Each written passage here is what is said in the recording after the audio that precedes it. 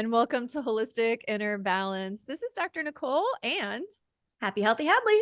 And today we're going to be talking about phototherapy and red light therapy. And I was sort of inspired by this topic because there's some friends of the family that swear by red light therapy. Have you heard of it, Hads?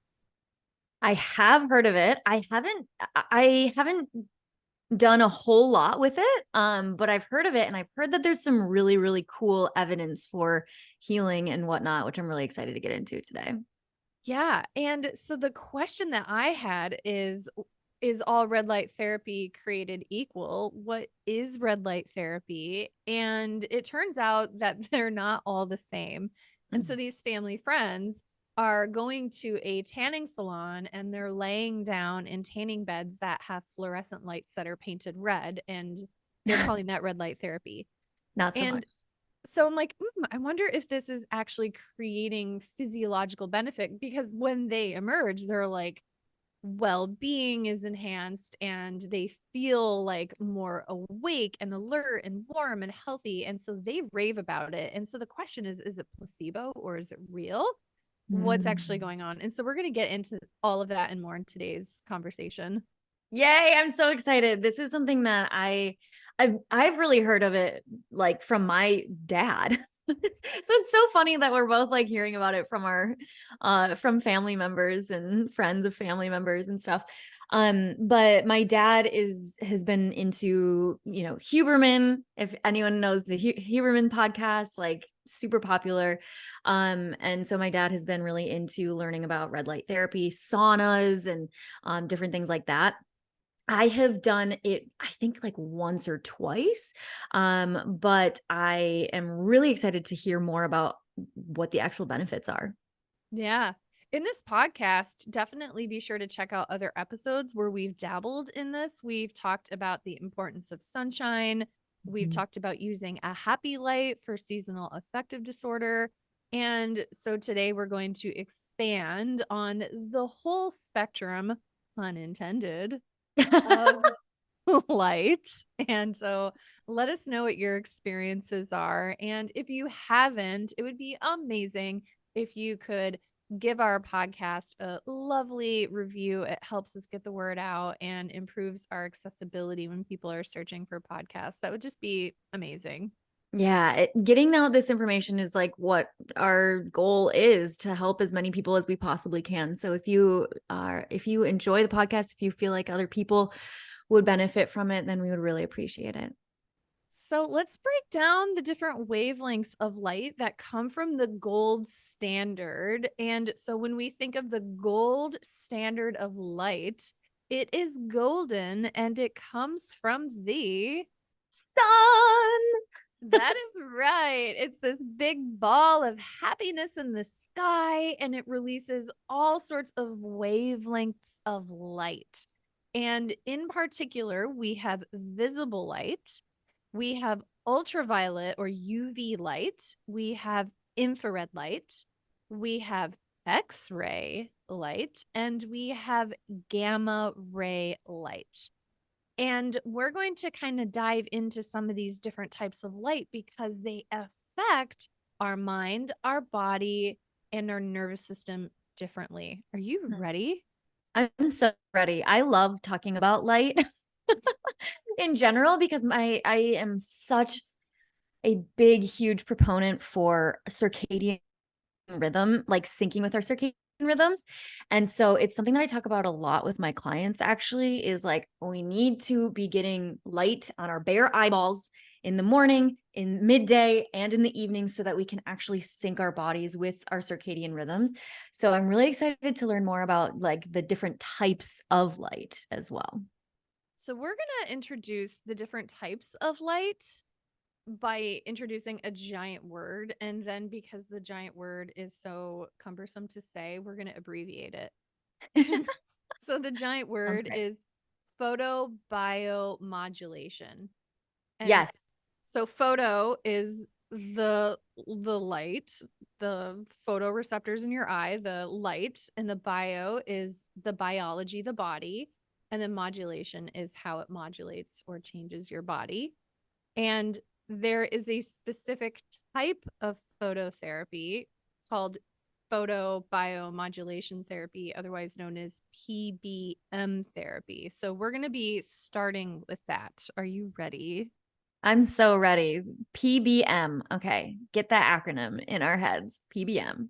PBM. And so this is a form of light therapy that is considered sort of the umbrella, and it covers several technologies that use differing forms of wavelengths of light for therapeutic purposes. And so it encompasses other forms of light therapy. So, as an umbrella term, when we're referring to that, it's kind of non-specific. And so, if you're Googling and wanting to learn more about the PBM therapy, you want to get a little specific and ask the researcher or the person advertising it, like, what are you actually talking about?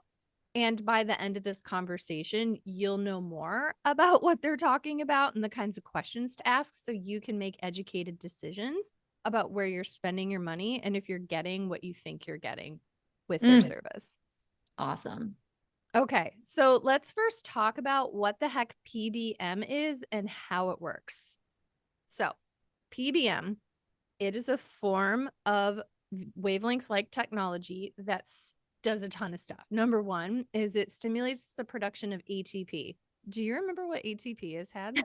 Of course. I love quizzing you about science. It's so fun because you always know the answer. Not always. I didn't know about photobiomodulation until today. So, We found something she didn't know, y'all. It's like a red letter day. but ATP, of course. I mean, you learn it in like what, freshman year biology in high school, and then you learn about it like in every science class after that. So Hadlee remembers it. Yeah. So it's my kapha mind. My kapha mind is good at memorizing things and keeping it in the steel trap. your kapha mind is a steel trap, and I admire it. So PBM works by stimulating ATP, and that is the energy currency of the cell. Mm-hmm. So it gives your cell energy. And anywhere you have cells, they have energy, and the cells have energy to do all of the things they need to do. And so we're talking healing these cells, we're talking about repairing tissues, we're talking about detoxification, all of these things head to toe. When you energize the cells, you feel more energy and your cells can do what they need to do. So that's like in just on its own, that is incredible. Light therapy, PBM light therapy will do that for you. That's what we all want, right? Yeah. So give me some of that. We did an episode on energy management. We want more energy. So yes, please. Yeah. More energy, more tabs open on my computer. Hadley's like, no, don't do that. No more tabs open.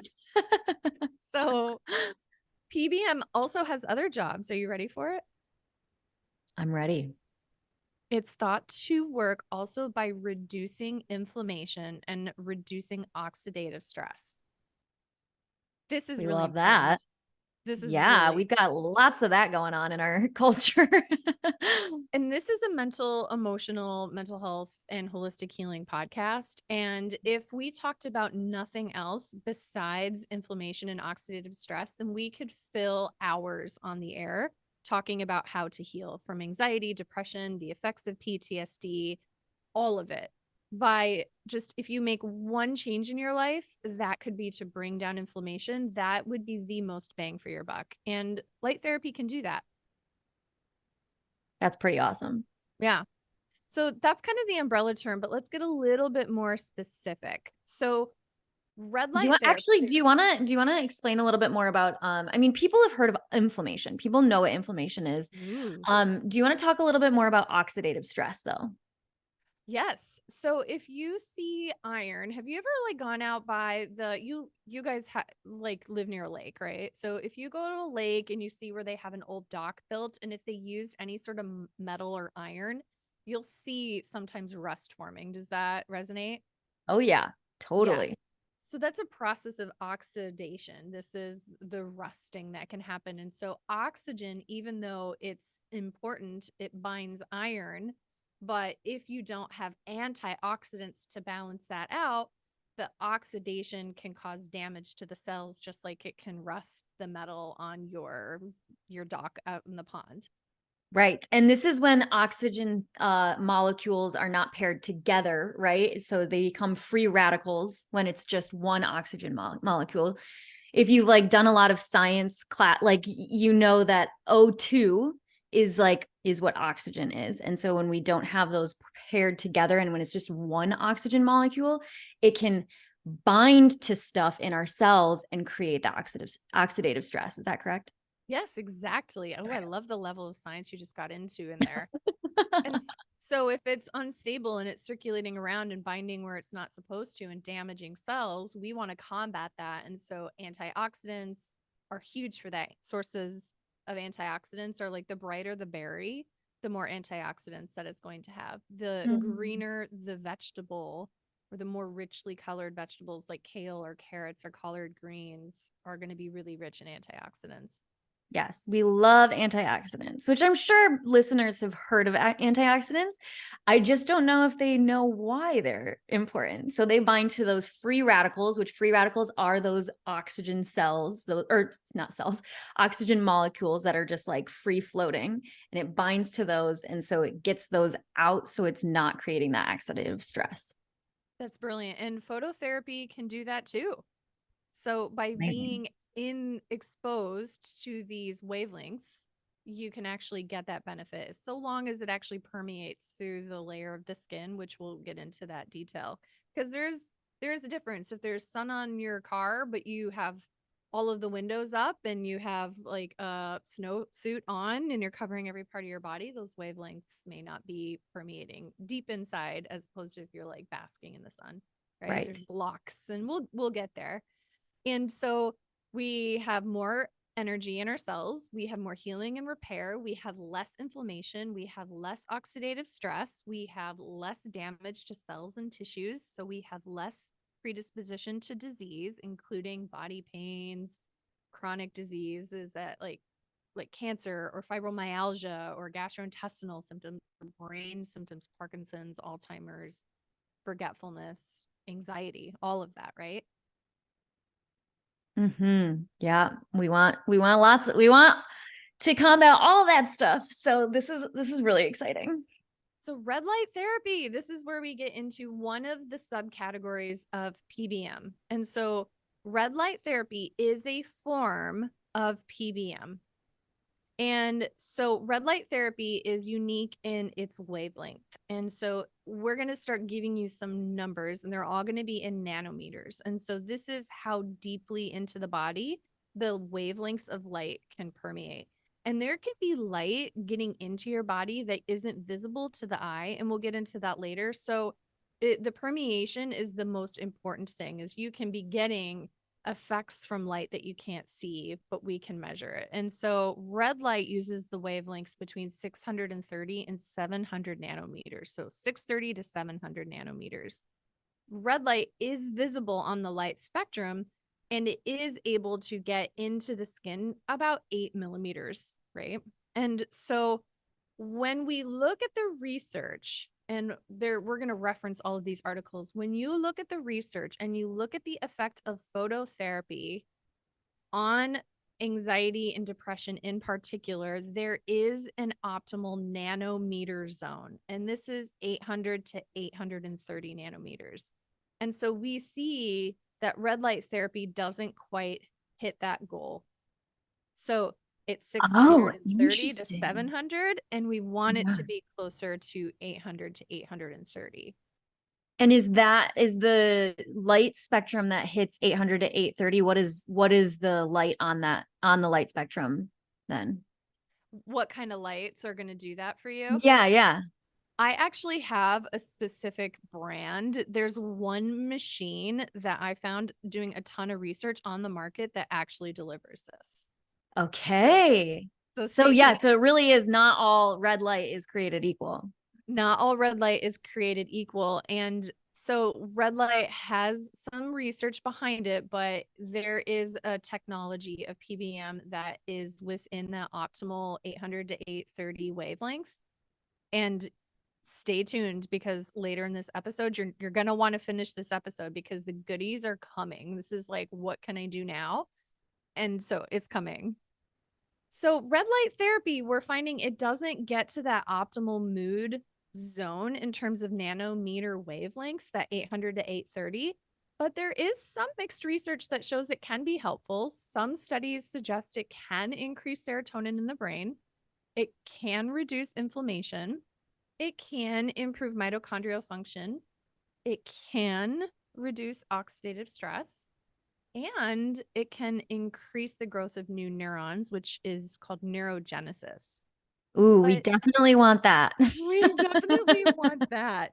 Neuroplasticity, healing the brain, neurogenesis, those are all very good words. And so red light therapy can do that, but you want to make sure that the red light therapy device is going to be within a light spectrum that is therapeutic. And so true red light therapy is going to be 630 to 700 nanometers.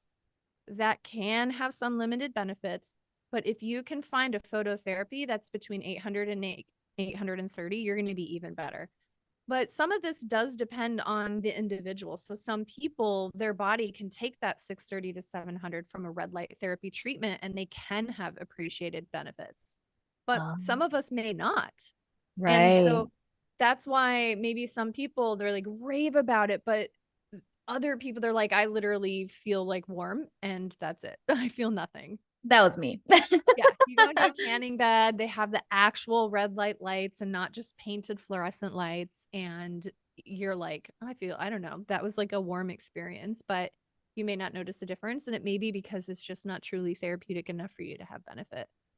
So interesting. Okay, so when it's the 800 to 830, that's the range that you want to have, right? Does that still count as red light then? No, red light isn't able to penetrate at that wavelength. Okay. And so, but there is a machine that includes red light and this other light spectrum, or this other frequency. It's a different one under the umbrella. So the first Got was the it. red light. So Okay. Okay. we're gonna do, so Hadlee, when you got married, it was a rainy day, good luck. And you had these like beautiful umbrellas. And I'm going to imagine that that umbrella is like a jellyfish, right? Mm, Because you had the really cute clear ones. yes. So red light therapy, imagine attaching a streamer to that and make it a red streamer. And that's hanging down like a little jellyfish arm. And so that's going to represent red light therapy. Okay. We're, Yes. we're building our jellyfish. So we have Cool. red light therapy. Red Okay. light therapy is generally between 630 and 700. It can be, in some limited research, not all research, it can be helpful for some people in the ways that we mentioned. But if it is ineffective for you, then we might consider other forms of PBM. So interesting. And do we know what types of people, like my mind immediately goes to the doshas. It's like which dosha can actually like take in that frequency and benefit from it. And I would guess it's vata, because vata tends to be more sensitive to things and to be more receptive to things like that. But I don't know. I think that's really an awesome key. I think that's an awesome takeaway. So, if you're listening to this podcast, and so I would love it if you could do some boots on the ground research for us. Is number one is take the dosha quiz. You can find it on Hadley's Instagram, the link in her bio. You can Mhm. find it on my Instagram if you go to my website, which is the link in the bio. The quiz is free. Like, take the quiz. Go to Hadley's and take it there, because Hadley's the Ayurveda guru. She'll send you like list love email stuff, and it'll be way better than all my list love. So go there, do it there. It's good, I swear. And so the number one is then you'll know at this time what your dosha imbalance may be focusing towards. Because remember, it's a fluid thing like a jellyfish. It's fluid, it changes. And then go and get true, authentic red light therapy done, and then send us the report. Like, I was in a vata state. I got red light therapy done and I felt 30% better. And so then if Mm. we can start collecting all of your data, then we can start to create correlations. But I think He's so cool. we need you guys to do it. So Yeah, right. Yeah. Oh, I get it love it. done. Okay. Well, and you also, Dr. Kane, you have more Vata, so you gotta go try it out. I'll go try it out too. Yeah. and make sure that it's like the legit Yeah. red light therapy. I'll go Yeah. try it out too because I'm more pizza kapha, don't have as much vata, and I'll try it and see. The two people I was talking to you about at the beginning who really swear by red light therapy, they're both vata. Makes sense. Yeah. You said your dad really benefits from it, right? I don't know how much he's done it. I just know that he's interested in it. So we Oh, he's interested. What yeah. is so have him do this. So dad, if you're Okay. listening, this is a call to you. Yes. Please take our quiz, dad, and go do some red light therapy and report back. Yes. He's also pitta Yeah. kapha, so he doesn't have as much vata. So it'll be an interesting Perfect. experiment for sure. All right, we're gonna start collecting data. We'll report back, y'all. So let's add another attachment to our jellyfish, shall we? Let's do it. The next one, I waited y'all till Hadley took a big drink of water. Yeah. Ask you Sorry. a question. I timed that really well. So the next one is near infrared light. And there are different kinds of near infrared light. We're going to abbreviate it NIR when we write our show notes. So it's going to be near light, near infrared light. And so there's mid infrared, near infrared, and far infrared. And near infrared is the only type of light, the only type of infrared light that can actually penetrate the skin. So that's kind of Oh, interesting, right? yeah, interesting. Yeah. What is the how many nanometers or what is the frequency? The frequency of near infrared light, I wrote it down, is they use in the research, they can use wavelengths at 850 nanometers, but there is a near infrared light spectrum of 700 to 1400 nanometers. Oh, wow. Okay. So now we're getting into the like Goldilocks zone range of where we're getting some Mhm. therapeutic benefit, right?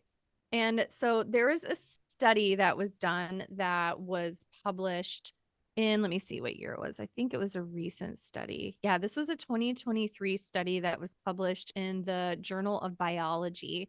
And they were looking at the effects of near infrared light on well being in the health of human subjects. These human subjects had mild sleep related complaints. And this was a double blind randomized study. And they were looking at the effects of near infrared or near light therapy. And what these researchers found is that it can have a positive effect on well being and health, specifically improving mood, reducing drowsiness, reducing inflammation, and reducing your resting heart rate. So, this would be valuable for you based on these findings if you tend to get chest anxiety where your heart rate is palpitating or it's faster, if you find that you're a little bit more aroused, it's difficult to sleep, and maybe if you have a little bit of depressive anxiety, like you have a little bit of a low mood where it's kind of depression mixed with anxiety, is that according to this study, this double blind study, is that near infrared light can actually be helpful for you if it's used within that nanometer wavelength that we've already seen in the clinical literature to be like the Goldilocks zone. And that's the 800 to 830. Exactly. And so they're like at 850 in this study, and it was still helpful, but you Okay. can modify it to try to get to 800 to 830 because it was within a range, that spectrum, that near infrared spectrum of 700 to 1400 nanometers, which is awesome because then we have a little bit more wiggle room for individualization. Like, okay, I feel better at 800. And then Hadley's like, actually, I want like a little, and then Todd's like, bring me on 850. I need a little bit more, right? Totally. Yeah. Yeah. And I'm curious, you mentioned that there's near infrared and there's far is yeah, moderate and far.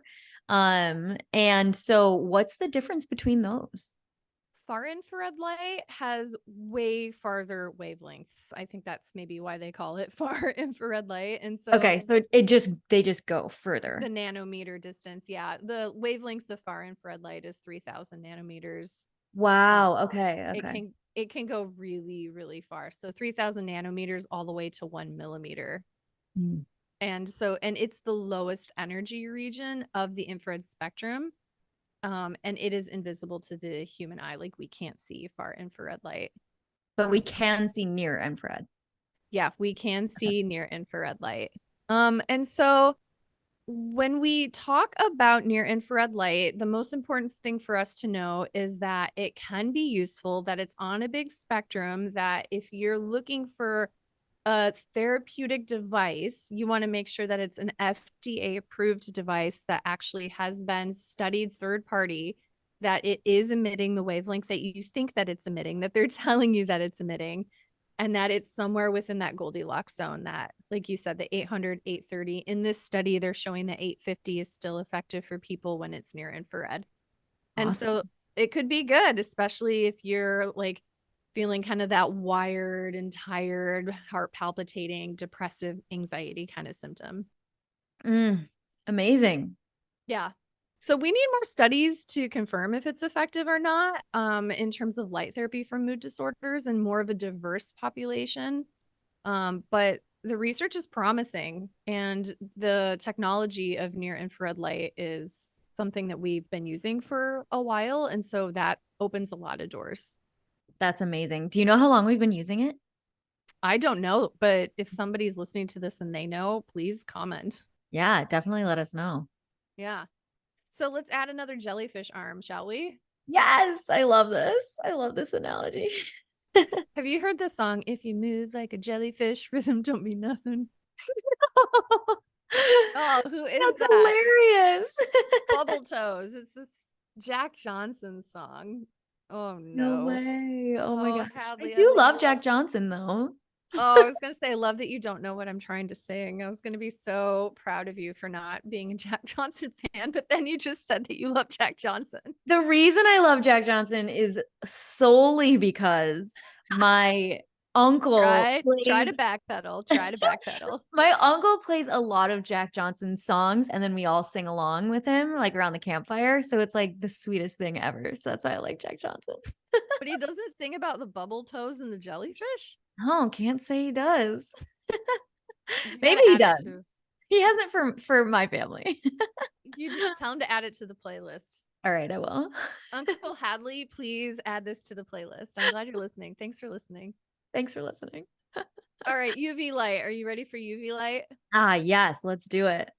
Okay, the research for UV light on mood disorders is really mixed. It's not great. It's so some UV light can improve your mood and reduce symptoms of depression and anxiety in some studies. Other studies are like, no, there's no link at all. And Interesting.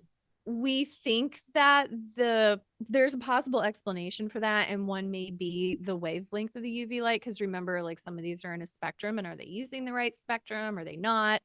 The other is the amount of exposure. So like how much of the body is getting exposed to it, how long are they getting exposed to it? And then the other part is what you were suggesting earlier, Hadley, is someone's sensitivity to UV light. Is there's all sorts of individual variation, which maybe has to do with your dosha. Right. So cool. UV light has its downsides too. And so the question is, do the benefits outweigh the risks? And so Right. the number one thing we want to think of is skin cancer with UV light. And so if you're looking for phototherapy for mood optimization, I wouldn't start with UV light. And guess what? Besides the sun, man-made, what is the most common man-made source of UV light? If you had to guess, Tanning beds. I've never done one. I've never gone in a tanning bed. Oh, that's amazing. And you always look so tan. Well, I live in San Diego. Oh, you're a very smart girl. That's very, very good. Yeah, tanning My beds. mom was always like, "You're not allowed to go in the tanning bed." Like, no, no, no. So But you I never did. listened. Yeah. Yeah. I would have been like, challenge accepted. I'm Yeah, gonna go right. 10 Rebel. times. Like such a rebel. Yeah. Not really. I was a good kid actually, but I like to think of myself as a rebel. So tanning beds, no bueno, my loves. Like you may be getting a little bit of phototherapy from a tanning bed, and it may feel warm and it may feel good, but the risks in many cases outweigh the benefits, especially because we have better technology for getting you the benefits without the trade-offs, right? And so Totally. again, UV light can increase the risk of skin cancer. And these are used in tanning beds. Tanning beds emit two types of UV light. It's called UVA and UVB. And UVA is a longer wavelength, and that's what makes you tan.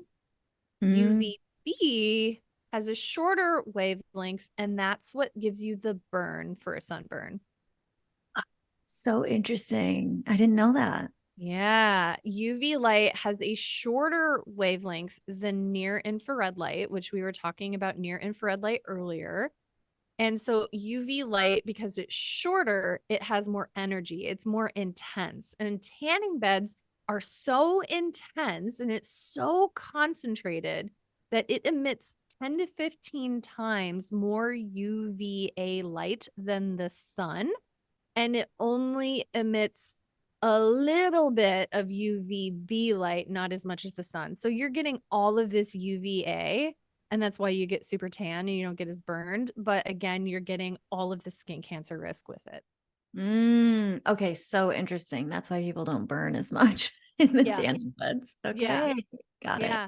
And so then the wavelengths again, like remember what is the magic Goldilocks zone that we really want to stay in? It is 800 to 830. you got it. And so UVA is 320 to 400. Okay. Nowhere near where we want to be. Nope. And UVB is 280 to 320. Oh, okay. Again, Yeah. nowhere where we need to be. Mm-hmm. So as I was looking up about tanning bed UV lights, of course I had to know, well, what kinds of bulbs are we talking here? And so I was curious because not all tanning beds are made with the same kind of bulbs. And so I was wondering if we could get UV light from fluorescent bulbs. And the answer surprised me. I'm curious what you would have guessed, Hads.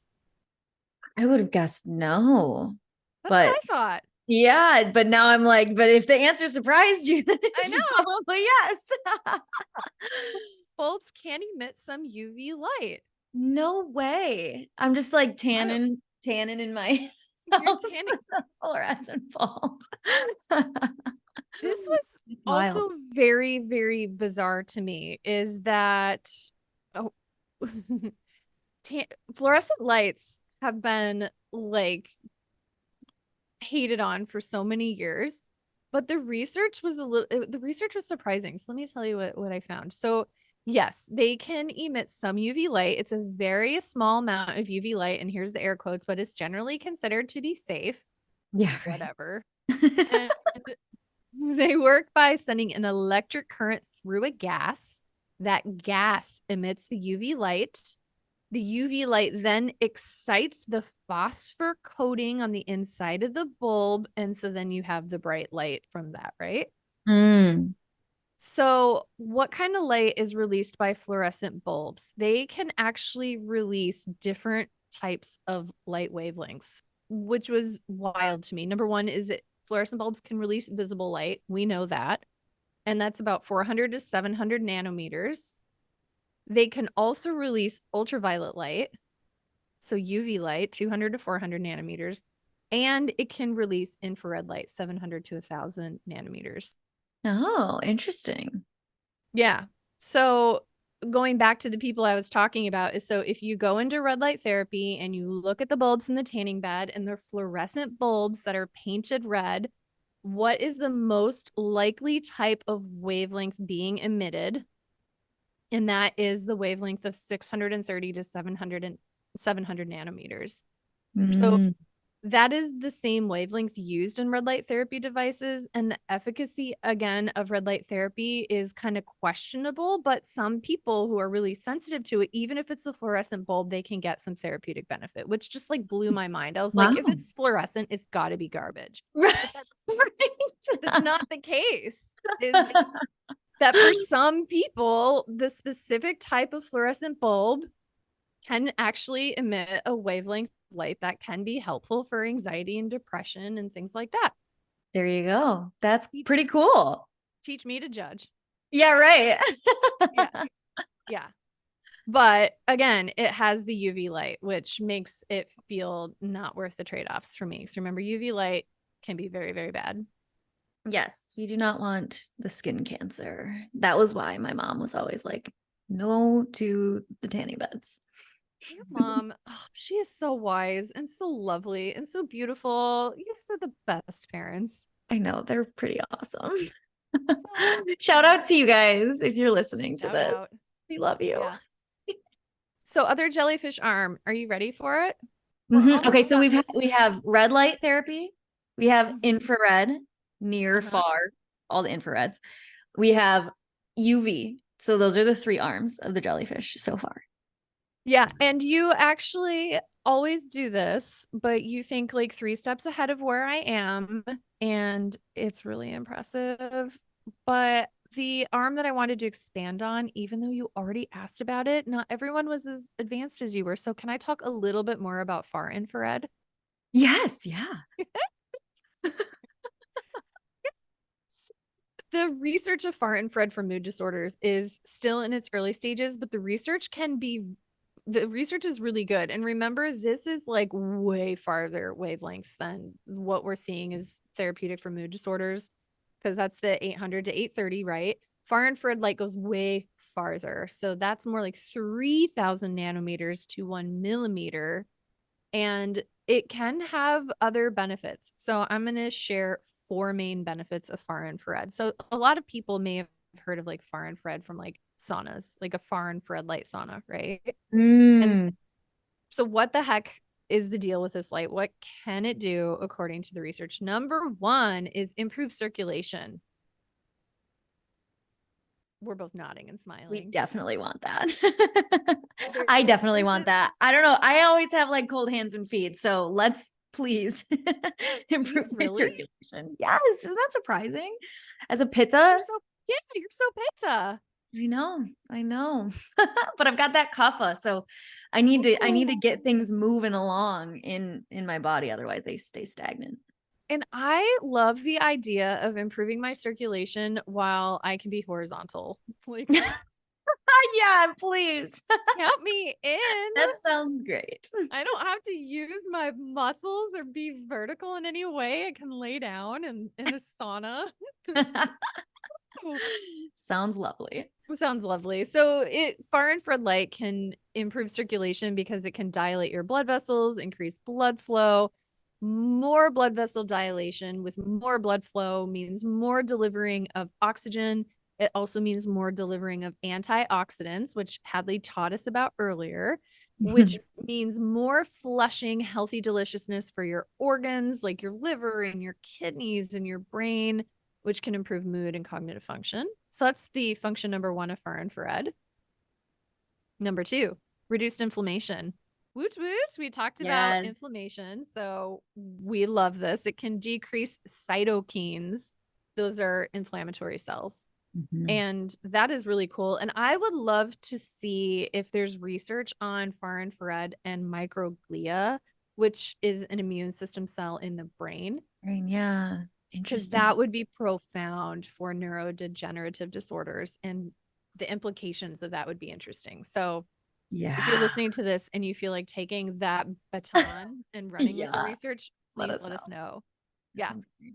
Number three is that it has been studied to increase the production of serotonin, which we think plays a role in mood regulation, even though the chemical imbalance theory did debunk that low serotonin means depression and high serotonin means no depression. Like we, Wait, really? I didn't know this. oh, Hadley.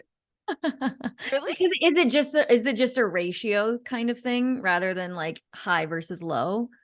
There's more to it. We thought that it was like, oh, more serotonin in the brain means more better mood. And that's just not the case because people can have high serotonin in the brain and be very depressed. And Mm. people can have low serotonin in the brain and feel fine. And Dang. medications that are modifying serotonin levels may be doing things other than modifying serotonin to create benefit. Like some Right. antidepressants are actually antioxidants and anti-inflammatories. Right. Oh, yes. Awesome. So interesting. Yeah. Ooh, maybe we should do We a whole should episode definitely on do that. an episode on this. Yeah. I write about it in the Definitely. book.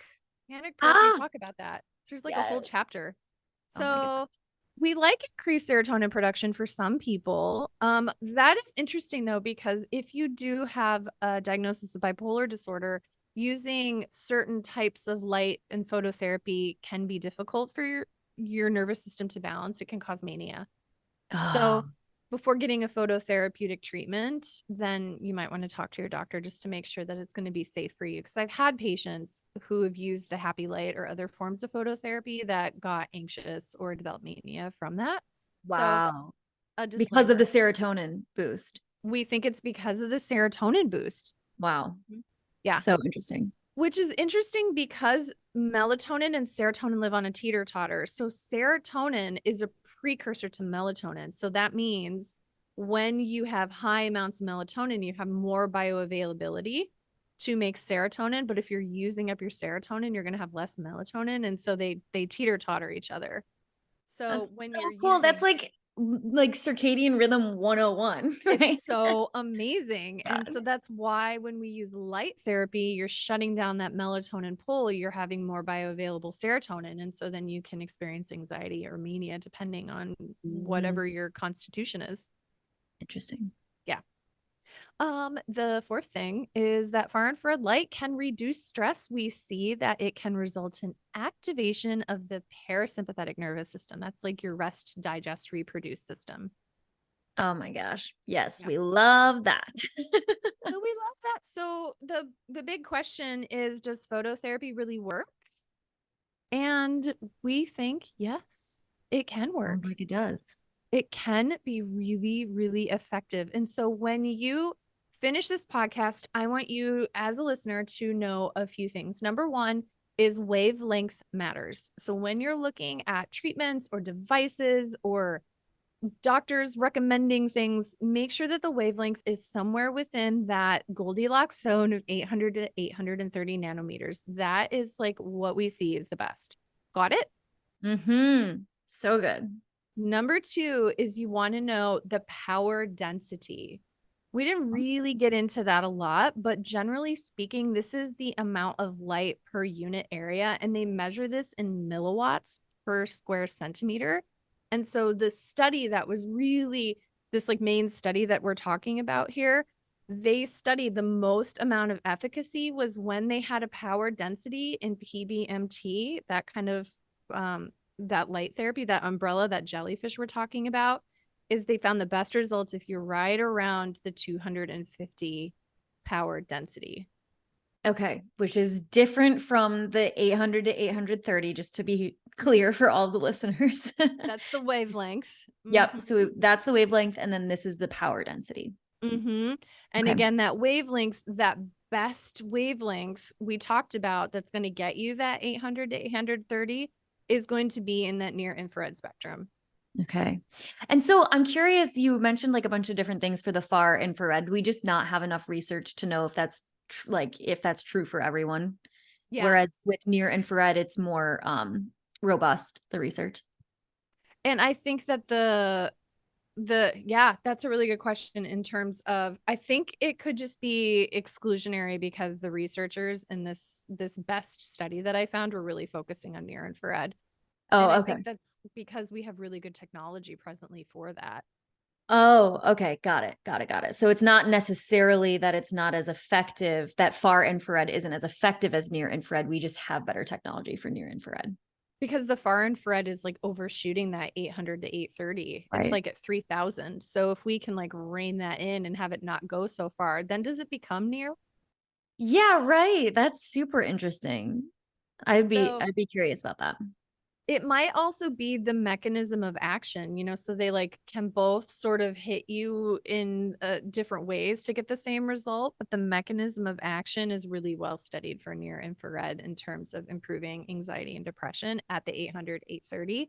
So the And way that do you Mhm. know like what does it look like if you were to go to a like go somewhere and do near infrared? Is it a sauna? Is it like a tanning bed type contraption? Like I don't even know what it would look like. Yeah, I have only seen a small number of gadgets that will actually deliver this sort of energy source at Okay. the right wavelength of 800 to 830 at the right power density that actually has the strength to get to the parts of the brain and nervous system that you want, that 250, and then the enough energy in joules, which is 600 and 120. And that energy density means the total amount of light energy delivered to an area of tissue. And so you want to have enough energy to produce a therapeutic effect, but not so much energy that it's like roasting or damaging the tissues. Right. And so, like, I know that this is getting like a little bit more into physics and I think may be valuable for most of us, but there is one gadget that I found that is FDA approved that seems to satisfy these criteria. And I have like no affiliation with this company. And so just as a disclaimer, like I'm just like researching FDA cleared phototherapeutic devices that's like actually giving you photobiomodulation with the right amount of criteria met. And it's called a Vilite Neurogamma 3. Okay. Well, if the makers of Vilite Neurogamma 3 want to sponsor the podcast, hit us up. Please hit us up. That would be amazing. And it's an $1,800 device, but if your doctor buys it, if your doctor has it, it looks like, so I'm wearing headphones that are kind of over the area of the brain. So it has something that sits on the top of your head and it kind of goes from your forehead down in front of your ear. And so then it also has something that hooks around the mastoid in the back of your ear. And then it's like a little helmet. And then you actually have something that's shining a light up your nose. What? You want to have light. You want to have that phototherapy sent to the ventral side of the brain. So you're going, Whoa. yeah. I need That's to send really you this cool. link, Hadlee. Oh Yeah, my gosh. we'll include the link in the show notes too. And so if you find a doctor that has this machine, wash the nose thing, but it could be very therapeutic. And so the general recommended, for according to their research, and they have a ton of articles that are just so interesting showing how this device actually works, is they say to use it once every other day before experimenting with more frequent usage. And they recommend maybe 6 days a week, maximum dose. And then you would do it for a duration of like maybe 30 minutes to 60 minutes, depending on the person. But some of that is theoretical because we just need more research. But Totally. that's the one device that I found. And so that's not really accessible to most of us, but there is one source that is accessible to almost everybody. And do you know what that source is? Is it the sun? It's going back to that golden ball of light in the sky. Oh, that makes me so happy. I was going to ask about that. Yeah. So like, close your eyes because we don't look at the sun directly. It's like Medusa. Don't look at her directly. Right. But like tip your face, open your mouth, let the sun in your face through the roof of your mouth. Did you know that if you shine a light in the roof of the mouth, that you'll be able to like look up someone's nose or look in someone's nose and see the light through the roof of the mouth? Like that's like you can see That's it. So cool. Yeah. let the light shine in your mouth. Let the light shine into your eyeball, like your closed eyeballs. Let the light shine up your nose. Like let the sunlight just bake you in the face. And let Okay. those lights. And so not all of us have $2,000 for a fancy gadget, but we all have the sun. Well, unless you live in Michigan in the winter. Which we both escaped. In Michigan winter. But I mean, that was a lot of information about red light therapy et al. ETAL. So like, how was that for you, Hads? I mean, I am super psyched about it. And okay, I have a question, and this might be kind of a dumb question, but I don't care because other people might have the same question and whatever. All of these things we can get from the sun, right? Every single thing that we've talked about. Yeah. So the sun, remember, it releases visible light, UV light, infrared light, X-ray light, and gamma light. So it releases all of these lights. Awesome. Yeah. We love that. We try to create robots and machines to do that. And right. They're just never as good as the sun. And so then there's some people that are like, remember, it does have the UV light, so watch out about skin cancer. Yeah, put your zinc oxide on your face to protect yourself from the effects of UV light and skin cancer. Eat lots of antioxidants to combat the effects of it. But remember, it's not the same as sitting in a concentrated tanning bed where you're like roasting yourself. Being out in the sun is different. And so Totally. protect your skin, but you can also absorb the wonderful benefits, especially from the infrared. Awesome. I am excited to do some open mouth tanning. I just had a thought that I'll save for after the recording. Oh my gosh. Oh, I love it. Yeah. I never thought to like get the sun up my nose. So I'll start doing that. Can you please do a reel Yeah. Oh my of gosh, that would yourself be like so funny. nose tanning? You like Uh-huh. open up your nose in the reel and make yourself look like really piggy. Yeah, And right, then right. Flare your nostrils. you get squamous cell carcinoma up your nostrils because of it. Oh no. Sorry. It's so dark. That's Y'all, great. thank you for listening. This is so fun. You had to listen to me Mm, talk for an hour, but I hope that you learned something. And so the takeaway is get out in the sunshine or get your doctor to do business right off and buy that gadget. totally. And try out red light therapy, try out the infrared saunas, try out the different things and see if they work for you because it sounds like they do work for, some people. So Yeah. And check it report out. back. Take your Mhm. dosha quiz, do Yeah. the therapy, and report back. And we'll conduct a study by proxy. Yes. I love it. Thanks for listening, all y'all. Thanks everyone. Yeah. Bye. Bye.